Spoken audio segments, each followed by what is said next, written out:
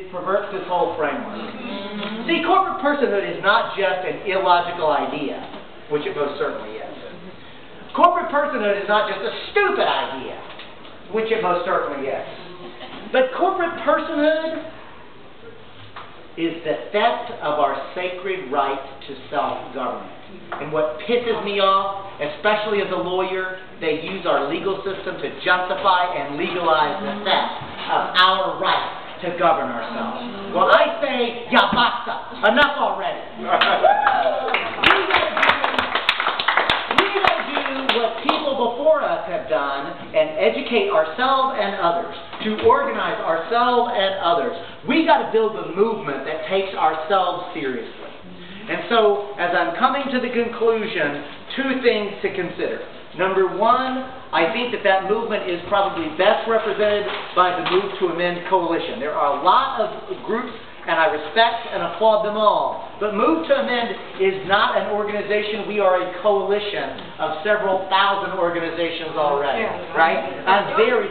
Yes, we are joining together, and I'm inviting you to join. But I want you to know what you are joining. Move to Amend is a multiracial, multi-ethnic coalition of groups and individuals who have a specific analysis and a specific demand. Our demand is to amend the Constitution in two very related ways. The first way, abolish in its entirety the illegitimate, completely court-created idea that a corporation is a person with constitutional rights. Another way to describe this demand is, well, duh.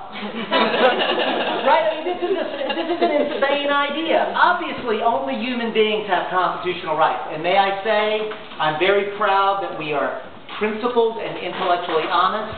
Only human beings have constitutional rights, not for-profit corporations and not non-profit corporations. We are standing firm on that. It is intellectually honest, right? You can't say, no, the corporations we like get constitutional rights and the ones we don't like don't.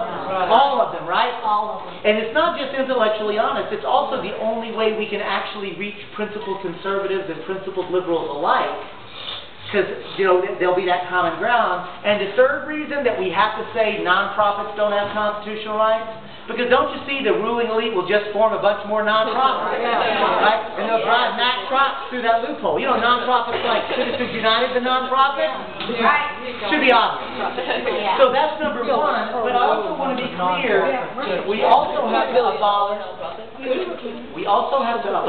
the equally odious, also court-created idea that money equals speech. See, money isn't speech, it's property. If we control the corporate form appropriately, which we need to do, but let money equal speech, the wealthy can still completely control the political process by giving individual money. And we can't have that. But we can't just get money out of politics, because then corporate lawyers can still go into court and overturn environmental protection laws, worker safety laws, public health laws, and other kind of laws. See, Move to Amend is standing strong, and we will not waver. We must abolish both of these two ideas. And so, yeah, right? You can applaud that. So at this point, I want to actually do a couple of things. One, I'm going to pass these out. Could you just like grab one and take that and like that'll go up to here, and y'all pass those this way. Because on the back, if you look.